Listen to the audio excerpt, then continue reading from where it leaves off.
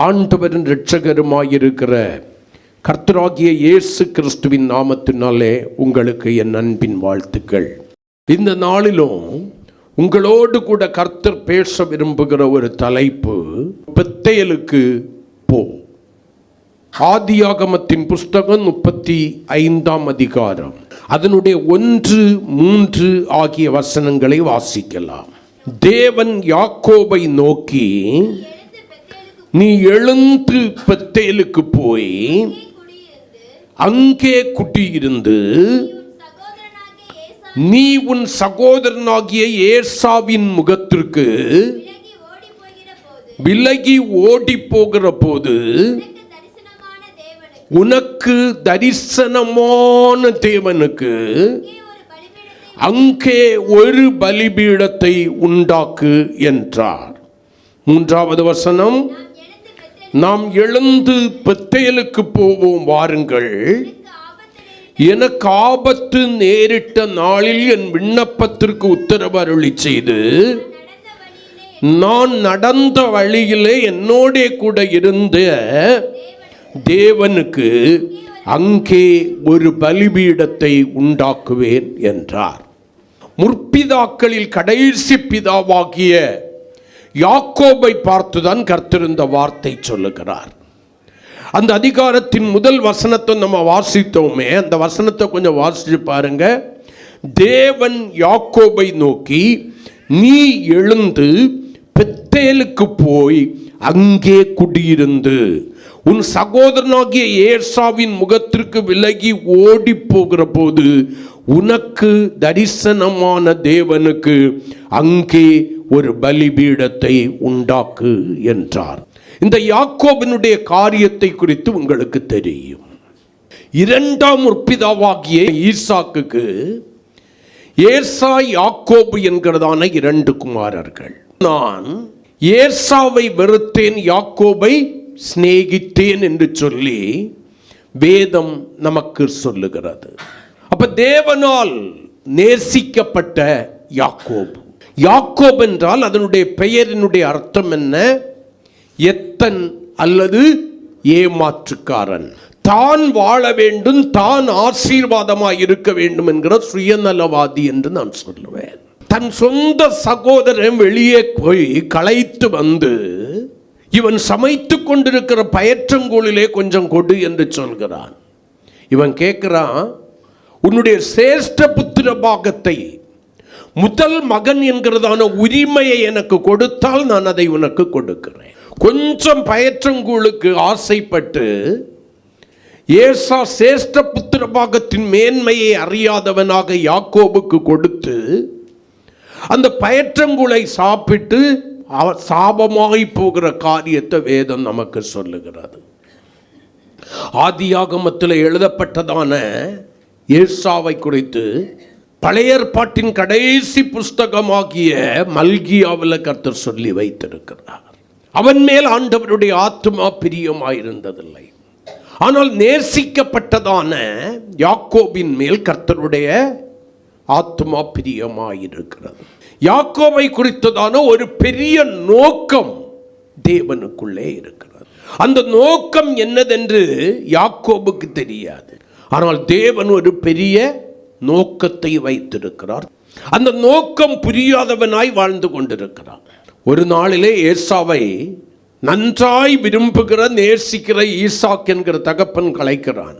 மகனே, என் ஆத்துமா இந்த உலகத்தை விட்டு கடந்து போக போகிறது. நான் மரணம் அடைவதற்கு முன்பாக உன்னை ஆசீர்வதிக்க விரும்புகிறேன். நீ போய் வேட்டையாடி உனக்கு அகப்படுகிறதை சமைத்து என்னுடைய வாய்க்கு ருசியான பதார்த்தங்களை கொண்டு வா. நான் அதை புசித்து திருப்தி அடைந்து உன்னை ஆசீர்வதிக்க விரும்புகிறேன். இது யாக்கோபுக்கு கேட்கப்படாத ஒரு செய்தி. யாக்கோபனுடைய செவிகள் அதை கேட்டிருக்கவில்லை. ஆனால் யாக்கோபை நேசிக்கிறதான தாயாகிய ரெபேக்காள் அதை கேட்டிருந்தார். இன்னைக்கு நிறைய குடும்பங்களில் பிரச்சனை என்னன்னா, பிள்ளைகளை ஆண்டவர் 2 பிள்ளைகளையோ 3 பிள்ளைகளையோ கொடுத்திருக்கிறாருன்னா தகப்பன் ஒன்றை பிடித்துக் கொள்கிறான், எனக்கு பிரியமானவன் பிரியமானவள் என்று. தாய் ஒரு பிள்ளையை பிடித்துக் கொள்கிறார், எனக்கு பிரியமானவன் எனக்கு பிரியமானவள் என்று. சில இடங்களிலே தகப்பனே தன்னுடைய பிள்ளைகளை கரங்களில் வச்சு கேம் விளையாடுறான். சில இடங்களில் தாய் தன்னுடைய பிள்ளைகளை தன்னுடைய கரத்தில் வச்சு கேம் விளையாடுறான். ஆனால் இந்த பெற்றவர்களுக்கெல்லாம் ஒரு காரியம் புரியவே இல்லை. பிள்ளைகள் கர்த்தர் தந்த சுதந்திரத்தின் பலன். இந்த பிள்ளைகளை கர்த்தருக்கென்று வளர்த்து கர்த்தருக்கு ஏற்றவனாக ஏற்றவளாக நான் நிறுத்த வேண்டும், இல்லையானால் பிள்ளைகளை குறித்த கணக்கு நான் தேவனுக்கு ஒப்புவிக்க வேண்டும் என்பது பெற்றோருக்கு தெரிந்திருந்தும் தெரியாத சத்தியமாக இருக்கிறது. அநேக வீடுகளில் பிள்ளைகளை தங்களுக்குரியவர்களாக மாற்ற வேண்டும் என்று நினைக்கிறார்களே தவிர தேவனுக்குரியவர்களாக மாற்றுவதற்கு மனதற்றவர்களாக இருக்கிறார்கள். தாய் பிள்ளையினிடத்திலே தகப்பனை குறித்து துர்ச்செய்தி சொல்லிக் கொடுக்கிறாள். தகப்பன் தாயை குறித்து பிள்ளைகளிடத்திலே துர்ச்செய்தி சொல்லிக் கொடுக்கிறார். அந்த பிள்ளைகள் எந்த ஒரு எதிர்பார்ப்பும் இல்லாம, கரிசனை இல்லாம மனம் போல வாழ ஆரம்பிக்கிறாங்க. ஒரு சாராருக்குள்ளாய் தகப்பனை குறித்த தவறான எண்ணம், ஒரு சாராருக்குள்ளாய் தாயை குறித்த தவறான எண்ணம். இன்னும் ஒரு குடும்பத்தில் என்னன்னா, ஆணும் பெண்ணும் கர்த்தர் கொடுத்துட்டாருன்னா இவன் தான் கடைசி காலத்தில் நம்ம பாப்பான்னு சொல்லிக்கிட்டு உரம் போட்டு வளர்த்துறாங்க. தேவன் கொடுத்தது ஆணோ பெண்ணோ கிருபையாய் கொடுத்தது. அதை கர்த்தருக்கென்று உண்மையாய் வளர்க்க வேண்டியது உண்மையில் விழுந்த கடமை. பிள்ளைகளுக்கு தெய்வ பயத்தை சுட்டி காண்பித்து வளர்க்க வேண்டியது, கற்றுக் கொடுத்து வளர்க்க வேண்டியது உண்மையில விழுந்த கடமை.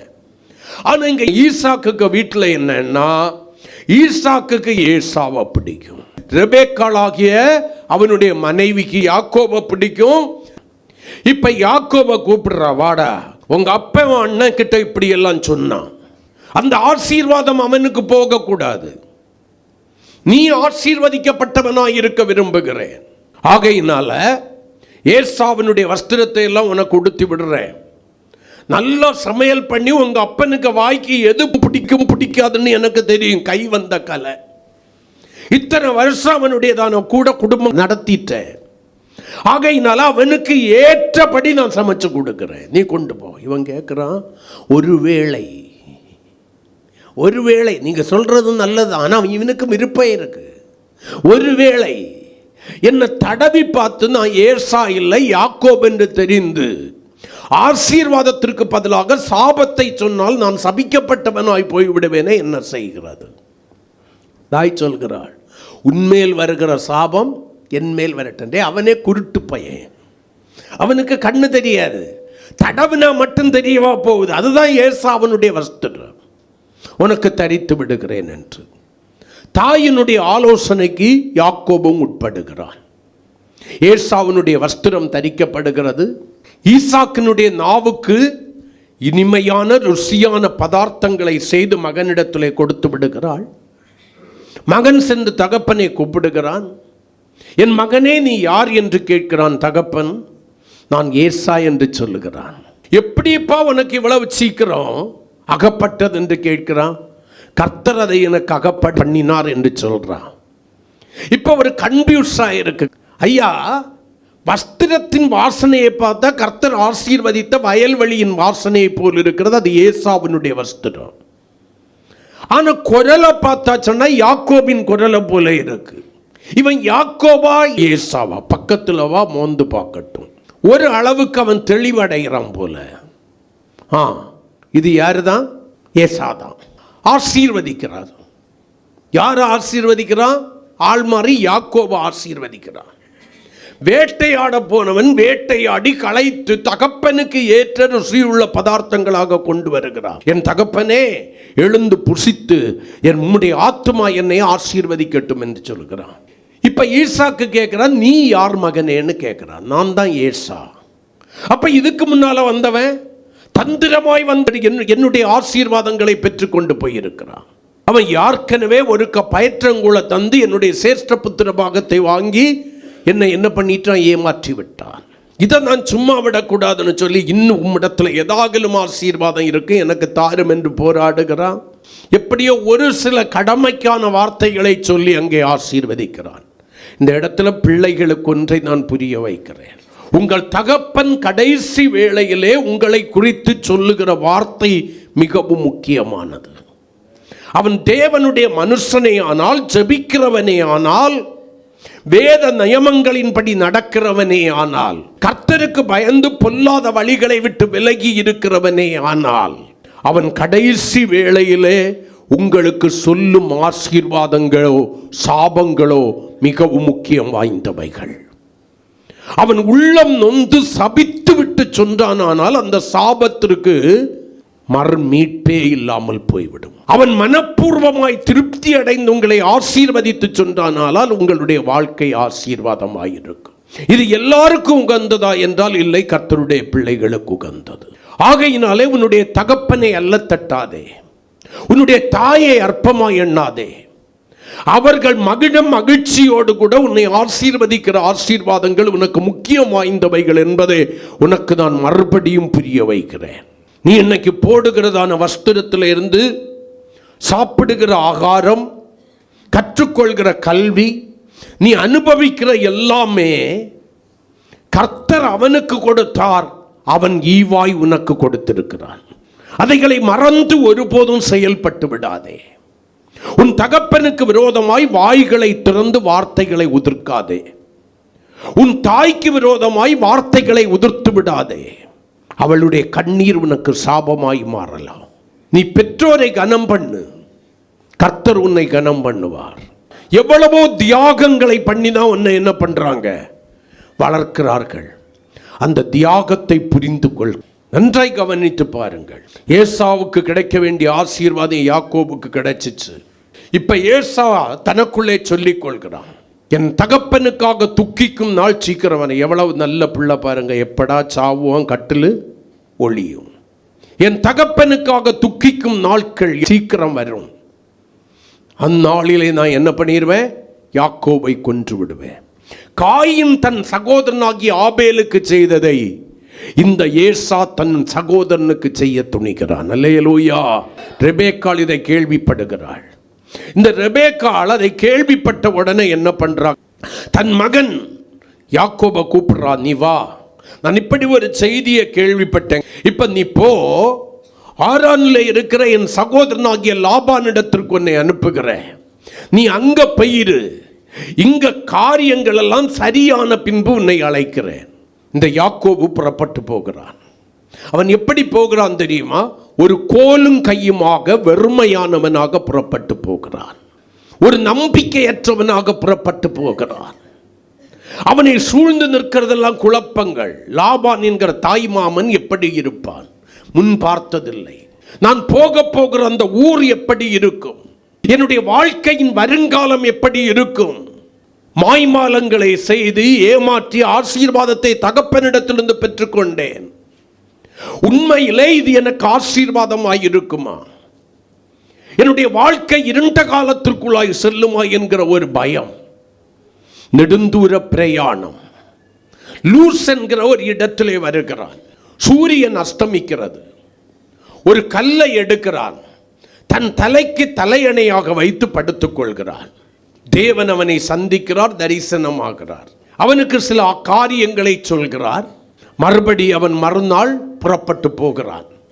20 ஆண்டு காலங்கள், 7 ஆண்டுகள் ராகேலுக்காக, 7 ஆண்டுகள் லேயாளுக்காக, 6 வருடங்கள் தன்னுடைய மனைவி பிள்ளைகளுக்காக லாபானிடத்திலே உழைக்கிறான்.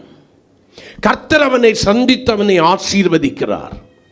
வெறும் கையும் கோலுமாய் போனவன் மிகுந்த ஆசீர்வாதத்தோடு கூட யோர்தானை கடந்து போனவன் யாப்பேக் என்கிறதான நதியை கடந்து வருகிறான். நல்லா கவனிக்கணும், இதனுடைய பின்னணியத்தை தான் நான் சொல்றேன். அவன் வருகிறான், மறுபடியும் தன்னுடைய சொந்த தேசத்திற்கு வந்து விட்டான். ஆஸ்தி சம்பாத்தியங்களோடு கூட வருகிறான், மனைவிகளோடு கூட வருகிறான், பிள்ளைகளோடு கூட வருகிறான், வேலைக்காரனோடு வருகிறான், வேலைக்காரிகளோடு கூட வருகிறான். ஆனால் ஒன்றை மறந்து விட்டான். லூசா இருந்த லூசை தேவன் என்னை சந்தித்தபடியினாலே பெத்தேலாய் மாற்றினேனே, அந்த பெத்தேலுக்கு நான் போக வேண்டும் என்கிற உண்மையை யாக்கோபு மறந்து போனான். நம்முடைய வாழ்க்கையில சில வேளைகளிலே இப்படிதான் பிரச்சனைகளும் குழப்பங்களும் நம்பிக்கையற்ற தன்மைகளும் இருக்கும்போது தேவனை நோக்கி அபயம் இடுகிறோம். ஆபத்துகள் சூழ்ந்திருக்கிறதான வேளையில தேவனை நோக்கி அபயம் இடுகிறோம். நம்முடைய பிரச்சனைகளுக்கு தேவன் தீர்வுண்டாக்கின உடனே அந்த தேவனை நாம் மறந்து விடுகிறோம். அதுதான் நிதர்சனமான உண்மை. இப்ப ஆண்டவர் இந்த யாக்கோபை பார்த்து சொல்றாரு, அவனுக்கு ஞாபகம் ஊட்டுகிறார், நீ எழுந்து பெத்தேலுக்கு போய் அங்கே குடியிருந்து நீ உன் சகோதரனாகிய ஏசாவின் முகத்திற்கு விலகி ஓடுகிற போது உனக்கு தரிசனமான தேவனுக்கு அங்கே ஒரு பலிபீடத்தை உண்டாக்கு என்கிறார். அல்லேலூயா. சில வேளைகளில் தேவன் இப்படிதான் ஞாபகப்படுத்துவார். யாக்கோபை ஞாபகப்படுத்துறதுக்கு ஆண்டவர் கரத்தில் எடுத்துக்கொண்ட ஒரு கருவி என்ன தெரியுமா? யாக்கோபுக்கு 12 குமாரர்கள் பிளஸ் ஒரு குமாரத்தி. அந்த குமாரத்தியினுடைய பெயர் தீனாள். அந்த தீனாளுக்கு ஒரு பெரிய சுபாவம் இருந்தது, ஊரு சுத்தணும். ஃப்ரெண்டு கூட நான் என்ன பண்ணணும், அரட்டை அடிக்க வேண்டும். நியமம் மீறப்பட்டாலும் பரவாயில்லை, கற்பனையை கை கொள்ளாமலும் போனாலும் பரவாயில்லை, என்னுடையதான ஃப்ரெண்ட்ஸை நான் திருப்திப்படுத்தணும். ஊர் சுத்திக்கிட்டே நான் வரணும், ஜாலியா இருக்கணும், ஒவ்வொரு நாளையும் என்ஜாய் பண்ணணும். அது தீனாளுடைய விருப்பம். ஒரு நாள் தன்னுடைய தோழிகளோடு கூட செல்கிறார் ஊர் சுத்துறதுக்கு. ஜாலியா இருக்கிறார், என்ஜாயா பண்ணிக்கிட்டு இருக்கிறார், மகிழ்ச்சியோடு கூட இருக்கிறாள் அந்த தீனாள். சீகேம் ஊர் தலைவனுடையதான மகனுடைய கண்களிலே படுகிறாள். அவன் இவளை அடைய நினைக்கிறான், அவளை கெடுத்து போடுகிறான். காரியம் திசை மாற ஆரம்பிக்கிறது. இதை கேட்ட யாக்கோபினுடைய 10 குமாரர் என்ன பண்றாங்க? அமைதியா இருக்கிறார்கள். 2 குமாரர், அந்த குமாரர்களுக்கு பேர் என்னது? லேவியும் சிமியோன் என்கிற 2 குமாரர். ஏன் அவங்களுக்கு அவ்வளவு ஒரு வைராக்கியம் வந்துச்சுன்னா, இது உடன் பிறந்த சகோதரி, அவள் தவறு செய்திருக்கலாம். அவர்கள் எப்படி என்னுடைய சகோதரி ஒரு விபச்சாரியை நடத்துகிறது போல நடத்தலாம் என்று சொல்லி, தன்னுடைய சகோதரிக்கு அவர்கள் அநீதி இழைத்து விட்டார்கள் என்று சொல்லி வைராக்கியம் அடைகிறார்கள். தந்திரமாய் பேசுகிறார்கள். ஐயா, எங்க பெண்ணை நாங்க உங்களுக்கு கொடுக்கிறோம், உங்க பொண்ணை நாங்க எடுக்கிறோம், நான் ஒருவருக்கு ஒருவர் வியாபாரம் செய்யலாம். ஆனா ஒரு காரியம் இருக்கிறது, நாங்கள் விருத்த சேதனம் பண்ணப்பட்டவர்கள், நீங்கள் விருத்த சேதனம் பண்ணப்படாத போது நாங்கள் எங்களுடைய பெண்ணை உங்களுக்கு கொடுக்கவும் முடியாது, எடுக்கவும் முடியாது.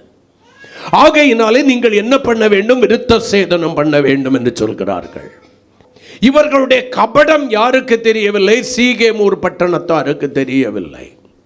இவர்கள் என்ன நோக்கத்தோடு கூட இதை சொல்லுகிறார்கள் என்பது புரியவில்லை.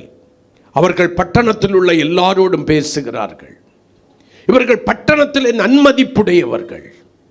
ஆகையினாலே எல்லாரும் அவர்களுடைய வார்த்தைக்கு கட்டுப்படுகிறார்கள். யாருக்கு தான் பணத்துக்கு மேலேயும் பொருளுக்கு மேலேயும் ஆசை இல்லை. அவனு பெரிய பணக்காரன்டா, நம்ம வீட்டு பொண்ணை கொடுத்தாச்சுன்னா அவன் ராணி போல அங்கே இருப்பா. அவன் பெரிய பணக்காரன், ஆஸ்தியும் சம்பாத்தியமும் திரளா இருக்கு, நம்ம அந்த பொண்ணை எடுத்துட்டோம்னா இதெல்லாம் நமக்கு வந்துடும். அல்லேலூயா. இன்னைக்கு திருமணங்கள் அப்படித்தானே நிர்ணயிக்கப்படுறது. என் பிள்ளை தகுதி இல்லாத ஒருதனை விரும்பினாலும் பரவாயில்லை, அவனுக்கு வசதி இருக்குன்னு தெரிஞ்சா போதும். இல்லாத வசதி இருக்குன்னு சொன்னா கூட கல்யாணம் பண்ணி கொடுத்துடலாம். பையனுக்கு பொண்ணு தேடும் போது எவ்வளவு கொடுப்பாங்க, கொடுக்கிறத வச்சுதான் ஜட்ஜ் பண்றோம், முடிவு பண்றோம். மொத்தமே திருமணம் என்பது எதுல நிர்ணயிக்கப்படுகிறதுன்னா, தேவனால் அல்ல. காடில் போடுறதெல்லாம் போய் இந்த காரியம் கர்த்தரால் வந்தது. எத்தனை காரியம் கர்த்தரால் வந்துச்சுன்னு எனக்கு தெரியாது. நான் சொல்வேன், இந்த காரியம் வசதி வாய்ப்பால் வந்ததுன்னு போடணும். இந்த காரியம் வசதி வாய்ப்பால் வந்ததுன்னு சொல்லி காடில் போட்டாங்கன்னா இக்காலத்தில் 98% பேருக்கு அது பொருந்தும். லவ் பண்ணியாச்சுன்னா கூட கடைசியில் எங்க வந்து முடியுது தெரியுமா? எவ்வளவு கொடுப்பீங்க? பையனும் பொண்ணும் லவ் பண்ணி இருக்காங்க, ஒருவரை ஒருவர் விரும்புறாங்க, அது இருக்கட்டும், எவ்வளவு கொடுப்பீங்க? என் பையனுக்கு அங்கே இருந்து வருது, இங்கே இருந்து வருது, அப்படி வருது, கர்த்தருக்கு ஸ்தோத்திரம், இப்படி வருது, அவன் மோளை கொடுக்கிறேன்னு சொன்னா நாங்க வெயிட்டிங்ல இருக்கிறோம், நீங்க எவ்வளவு கொடுப்பீங்க? நான் உலகத்தான சொல்லல, ரட்சிக்கப்படாதவன சொல்லல, வந்தே கோர்ஸுக்காரன்னு சொல்லிக்கிட்டு பைபிளை தூக்கிட்டு நடக்கிறானே, அவர்கள் கேட்கிற கேள்வி எல்லாம் கேட்டுக்கிட்டு கடைசியில் போடுவான், இந்த காரியம் கர்த்தரால் வந்தது. மனசாட்சியை சொட்டு சொல்லு, இந்த காரியம் கர்த்தரால் வந்ததா பணத்தால் வந்ததான்னு. இப்ப யாக்கோபுக்கு வசதி வாய்ப்பு இருக்கு, அவங்களுக்கு இருக்கு, ஓகே, விருத்த சேதனம் பண்ணணும். இவங்க தந்திரமா இது பண்றாங்க. எல்லாரும் விருத்த சேதனம் பண்ணி எப்படி இருக்கிறாங்க? நோவெடுத்து போய் இருக்கிறாங்க. சிமியோன் லேவியும் புருவின பட்டயத்தோடு போனார்கள். எல்லா சீகேம் ஊர் பட்டணத்தின் மனுஷர்களையும் விருத்த சேதனம் பண்ணப்பட்டவர்களாய், நோவெடுத்து கொண்டவர்களாய் கிடக்கிறவர்களை வெட்டி கொன்று போட்டார்கள். அதனாலதான் யாக்கோபு அவர்களை ஆசீர்வதிக்கும் போது சொல்லுவான், சிமியோனும் லேவியும் அவர்களுடைய பட்டயங்கள் கொடுமையின் கருவிகள் என்று சொல்லி ஆசீர்வதிப்பான். அது எதுவாய் மாறுகிறது? யாக்கோபுக்கு பயத்தை உருவாக்குகிறது. ஐயா, வந்து சுக்கோத்தில் இருந்தோம், சுக்கோத்தில் இருந்து சீகேமுக்கு வந்துட்டோம், இனி எங்க போறது? இந்த சீகேமூர் மனுஷர் தங்களுடைய வாழ்க்கையில சுகம் என்கிற ஒன்று கிடைத்தவுடனே, புண்கள் ஆறி வேதனை நீங்கினவுடனே, கொஞ்ச ஜனமாக இருக்கிற என்னையும் என் குடும்பத்தையும் கொலை செய்து அழித்து விடுவார்களே, என்ன செய்வதென்கிற குழப்பம்.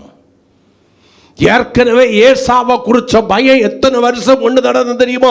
20 வருஷம் கொண்டு நடந்தா இவன் கொன்றுடுவான் என்கிற பயம். அடுத்த பயம் வருது, முழு குடும்பத்தையும் அழித்து விடுவார்கள். எங்க போறதுங்கிற பயமும். ஏன் இது என்னுடைய வாழ்க்கையில வந்தது என்கிறதான சிந்திக்கிற திராணி யாக்கோபுக்கு இல்ல, யோசிக்கிற திராணி யாக்கோபுக்கு இல்ல. ஏன் தேவன் இதை அனுமதித்தார்? ஆண்டவர் தானே இந்த தேசத்திற்கு என்னை கொண்டு வந்தார், ஏன் இதை ஆண்டவர் அனுமதித்திருக்கிறார் என்கிறதான குறைந்தபட்ச அறிவு கூட யாக்கோபுக்கு இல்ல. எங்க ஓடி ஒளிந்து கொள்ளலாம், சீகேமின் மனுஷருக்கு எப்படி தப்பித்துக் கொள்ளலாம் நானும் என் குடும்பமும் என்று சொல்லி அங்கலாய்த்து கொண்டிருக்கிறான், பயந்து போயிருக்கிறான். ஆண்டவர் இப்பதான் இந்த மனுஷனை பார்த்து சொல்றாரு, தேவன் யாக்கோவை பார்த்து எப்படி தெரியுமா ஞாபகப்படுத்துறாரு? நோக்கி, நீ எழுந்து பெத்தேலுக்கு போய் அங்கே குடியிருந்து நீ உன் சகோதரனாகிய ஏசாவின் முகத்திற்கு விலகி ஓடி போகிற போது உனக்கு தரிசனமான தேவனுக்கு அங்கே ஒரு பலிபீடத்தை உண்டாக்கின்றார். 3வது வசனத்துல அவன் தன்னுடைய குடும்பத்துக்கு சொல்லும் போது சொல்றான், நாம் எழுந்து பெத்தேலுக்கு போவோம், வாருங்கள், எனக்கு ஆபத்து நேரிட்ட நாளில் என் விண்ணப்பத்திற்கு உத்தரவருளி செய்து நான் நடந்த வழியில் என்னோட கூட இருந்த தேவனுக்கு அங்கே ஒரு பலிபீடத்தை உண்டாக்குவேன் என்றான். அல்லேலூயா, ஆமென். பெத்து என்பதற்கு வீடு என்று பொருள், ஏல் என்பதற்கு தேவன் என்று பொருள். அப்ப பெத்தேல் என்ன? தேவனுடைய வீடு. ஆமென். ஆண்டவர் எங்க சொல்றாரு? எப்ப நீ சீகேமில் இருந்தது போதும், இனி உனக்கு பாதுகாப்பு எங்க? பெத்தேலிலே. அந்த பெத்தேலுக்கு போ, அங்கே குடியிரு என்று சொல்லி ஆண்டவர் சொல்லுகிறார். எனக்கு பிரியமான தேவனுடைய பிள்ளையே, ஏசாயா தீர்க்க தரிசன புஸ்தகம் 56ஆம் அதிகாரம் 7வது வசனத்துல நீங்க வாசிக்கிறதான வேளையில, 56ஆம் அதிகாரம் 7வது வசனத்துல நீங்க வாசிக்கிறதான வேளையில ஆண்டவராகிய தேவன் என்ன சொல்றாரு பாருங்க.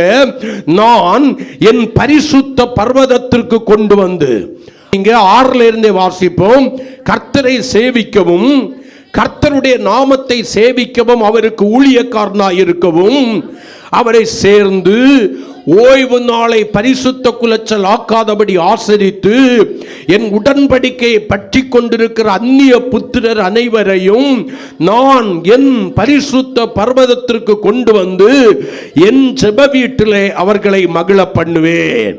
அவர்களுடைய சர்வாங்க தகனங்களும் அவர்களுடைய பலிகளும் என் பலிபீடத்தின் மேல் அங்கீகரிக்கப்பட்டிருக்கும். என்னுடைய வீடு சகல ஜனத்திற்கும் ஜெப வீடு எனப்படும். ஆமென் சொல்லுங்களேன். தேவனுடைய வீடு என்பது தேவ பிள்ளைகளுக்கு ஜெப வீடாய் கர்த்தர் கொடுத்திருக்கிறார். வேதம் இப்படியாய் சொல்லுகிறது, சுய இரத்தத்தினாலே சம்பாதித்த சபையை கர்த்தர் தன்னுடைய சரீரமாகிய சபையில் ரட்சிக்கப்படுகிறவர்களை அனுதினமும் கொண்டு வந்து சேர்த்தார் என்று சொல்லி அந்த அப்போஸ்தலர் 2:47 சொல்லுகிறது. அப்ப தேவனுடைய வீடு என்பது ஜெப வீடு. அந்த ஜெப வீட்டுக்குள்ளால எதுக்கு கொண்டு வராராம்? மகிழ செய்யும்படி, பயத்தை நீக்கி, துக்கத்தை நீக்கி மகிழ செய்யும்படி, குழப்பங்களை நீக்கி தெளிவுண்டாக்கி மகிழ செய்யும்படி.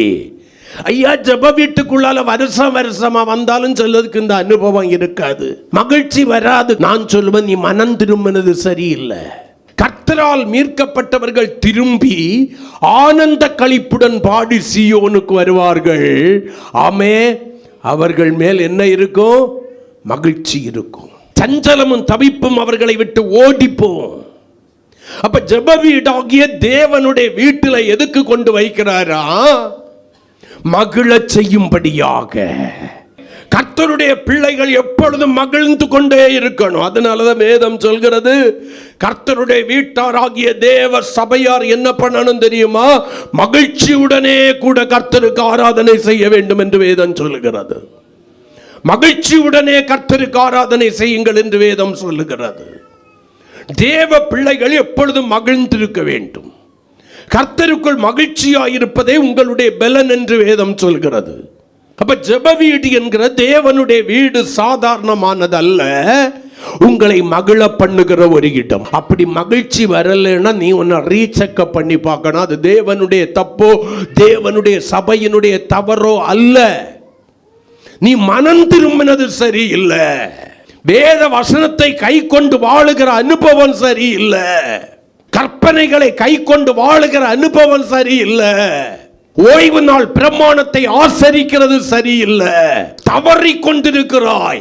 ஆகையினாலே மறுபடியும் கர்த்தர் உன்னை மகிழ்ச்சியற்றவனாக, மகிழ்ச்சியற்றவளாக, எந்த பயத்திற்கு நீங்களாக்கி ரட்சித்தாரோ அந்த பயத்திற்கு உட்படுகிறவளாக கர்த்தர் உன்னை மாற்றுகிறார்.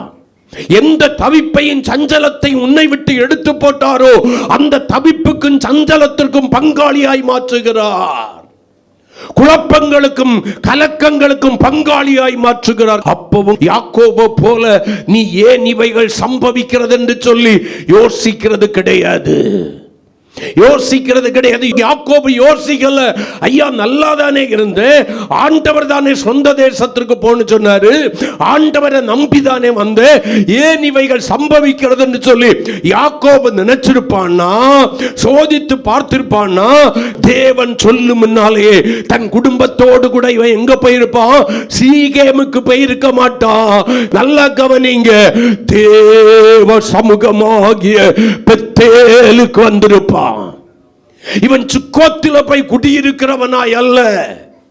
20 வருடம் மாமங்கிட்ட இருந்து ஆசீர்வாதங்களை சுதந்தரித்துக் கொண்டு வந்தவன் எத்தனை காலங்கள் சுக்கோத்தில இருந்தான்னு சொல்லி எழுதப்படவில்லை. எவ்வளவு நாட்கள் சீகேமில் இருந்தான் எழுதப்படவில்லை. வேத வல்லுநர்கள் சொல்லுகிறார்கள், வருடமாயிருக்கலாம், மாதங்களாயிருக்கலாம், வாரங்களாயிருக்கலாம், அவைகள் யாராலும் யூகிக்கப்பட முடியாது.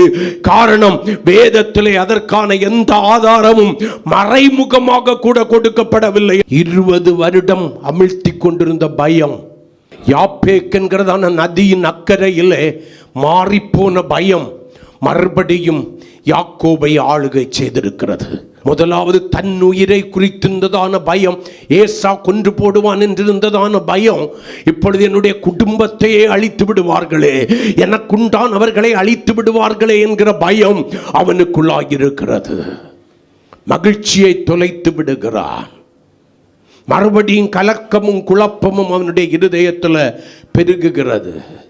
விட்டு சென்ற பயம் அதை பார்க்கலும் அதிகமாக அவனுடைய இருதயத்தை ஆக்கிரமித்துக் கொள்கிறது. கர்த்தர் சொல்றாரு, நீ எழுந்து பெத்தேலுக்கு போ. நீ போறதுக்கு தான் நான் இதை அனுமதிச்சேன். தீனா அவளா ஊரை சுத்த போவல்ல, நான் தான் அதை அனுமதிச்சேன். கர்த்தருக்கு ஸ்தோத்திரம், ஆமென் சொல்லுங்களேன். ஹல்லேலூயா, ஹல்லேலூயா.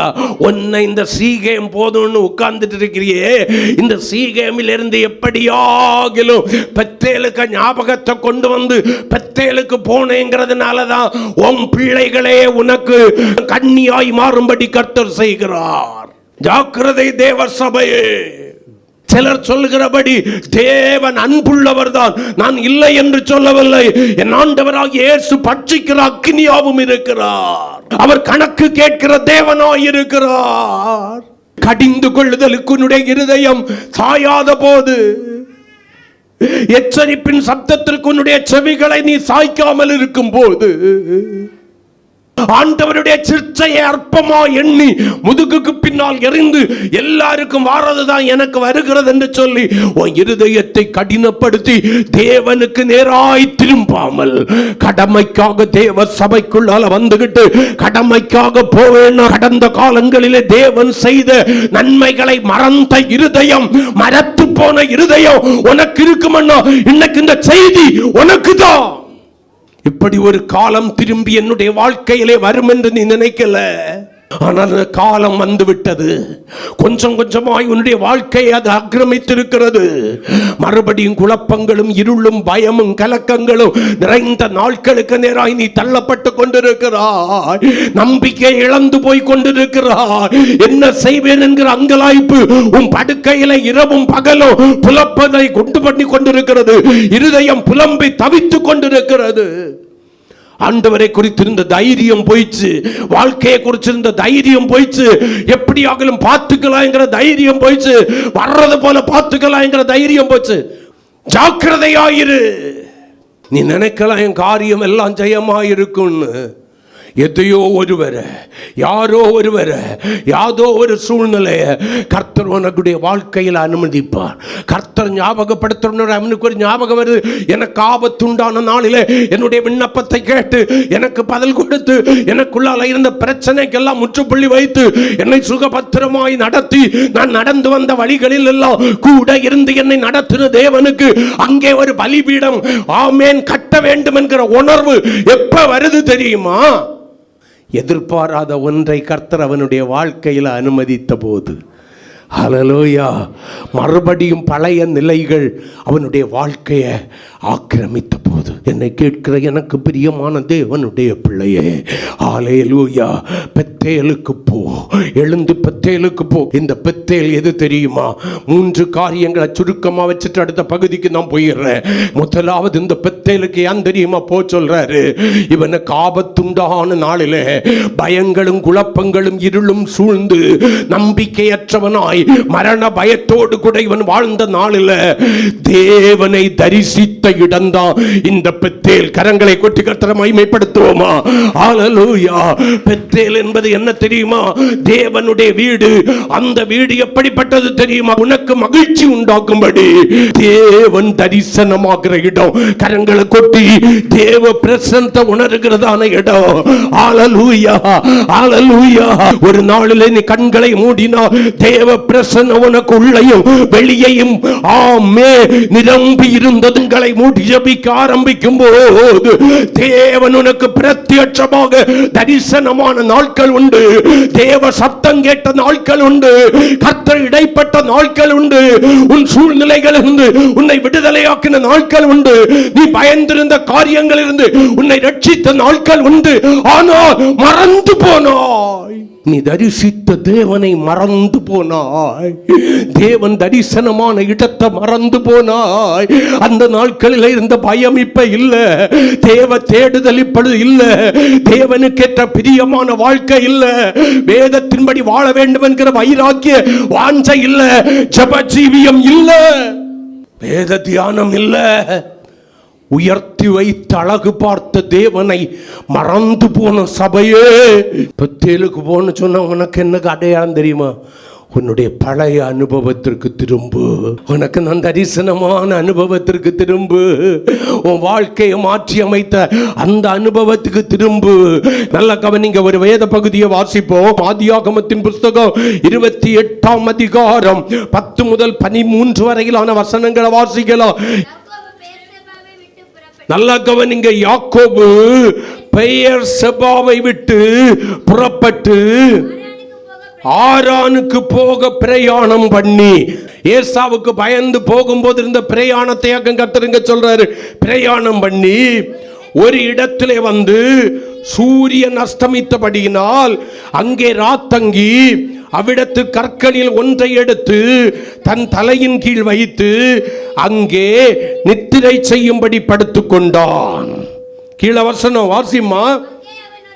அங்கே அவன் ஒரு சொப்பனம் கண்டான். இதோ ஒரு ஏணி பூமியிலே வைக்கப்பட்டிருக்கிறது, அதன் நுதி வானத்தை எட்டி இருக்கிறது, அதிலே தேவதூதர் ஏறுகிறவர்களும் இறங்குகிறவர்களும் இருந்தார்கள். அதற்கு மேலாக கர்த்தர் நின்று, நான் உன் தகப்பனாகிய ஆபிரகாமின் தேவனும் ஈசாக்கின் தேவனுமாகிய கர்த்தர், நீ படுத்திருக்கிற பூமியை உனக்கும் உன் சன்னதிக்கும் தருவேன் என்று. ஹல்லேலூயா! இந்த ஆண்டவர் தரிசனமான இடம். ஹல்லேலூயா!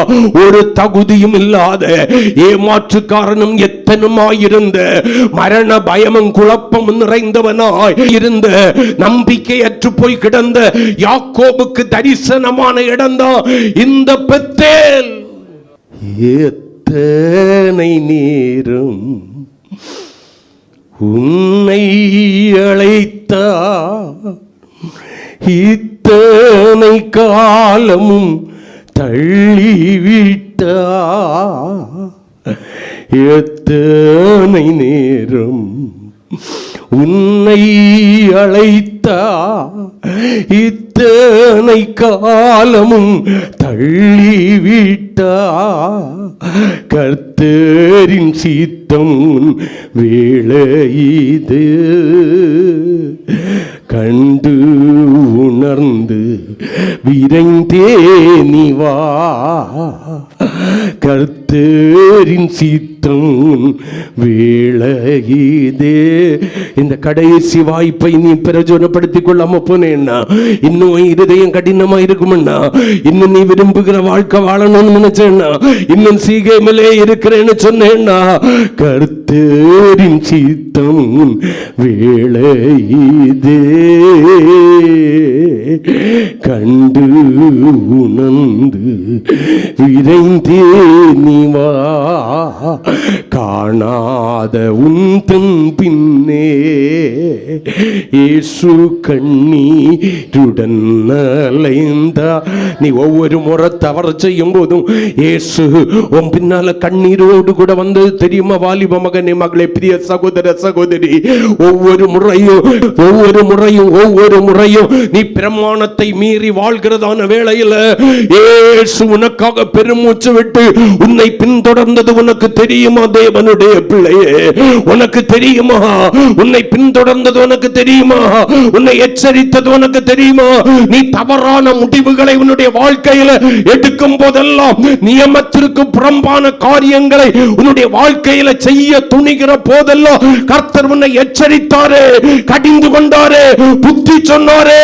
நீயோ உன்னுடைய செவிகளை விருத்த சேதனமாய் வைக்க வேண்டிய உன்னுடைய செவிகளை விருத்த சேதனமற்றதாய் மாற்றி, இருதய கடினம் உள்ளவனாய் கடினம் உள்ளவளாக தேவனுக்கு முன்பாக நடந்து, தேவன் உன்னோடு கூட பேசின வார்த்தைகளை முதுகுக்கு பின்னால் எறிந்துவிட்ட சபையே, முதுகுக்கு பின்னால் எறிந்துவிட்ட சபையே, யாக்கோபின் சந்ததியே, கர்த்தர் உங்கூட தான் இன்னைக்கு பேசுறார்.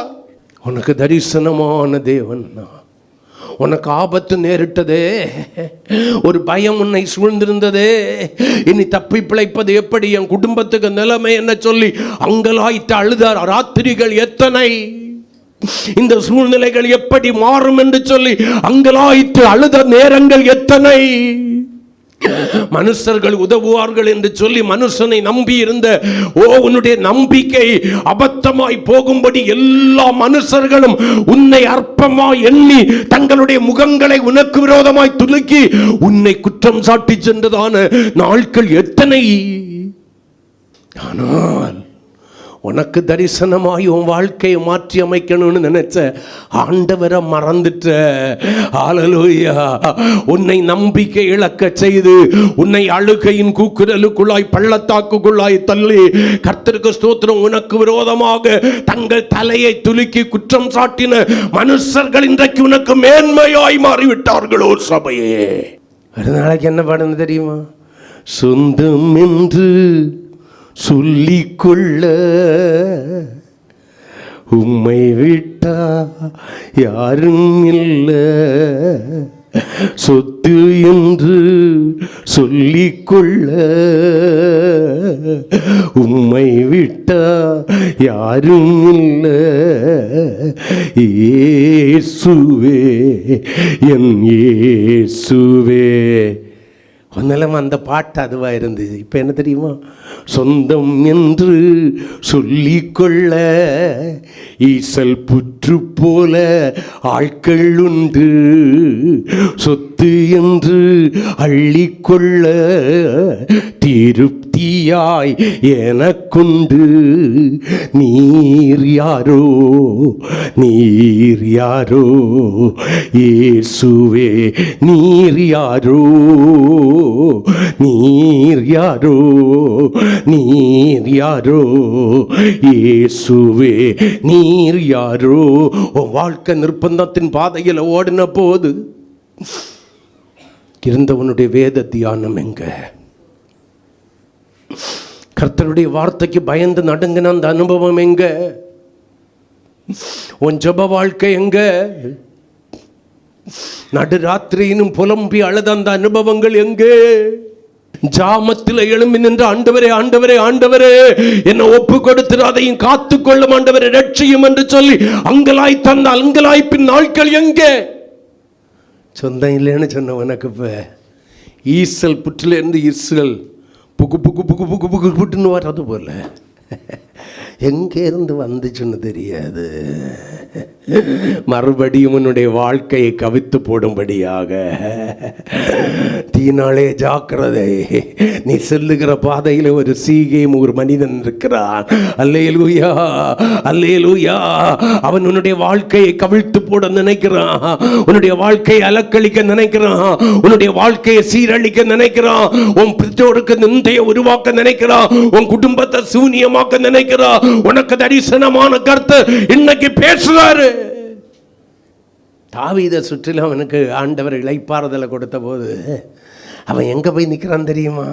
யுத்த களத்தில் நிற்க வேண்டிய தாவீது உப்பருகியில போய் பார்க்கிறான். ஐயா, யுத்த களத்தில் யுத்த வீரர்களோடு கூட நிற்க வேண்டிய தாவீது எங்க போய் நிற்கிறான் தெரியுமா? கர்த்தருக்கு ஸ்தோத்திரம். ஆமென். உப்பரிகையில் போய் நிற்கிறா. அதன் விளைவு என்ன ஆச்சு தெரியுமா?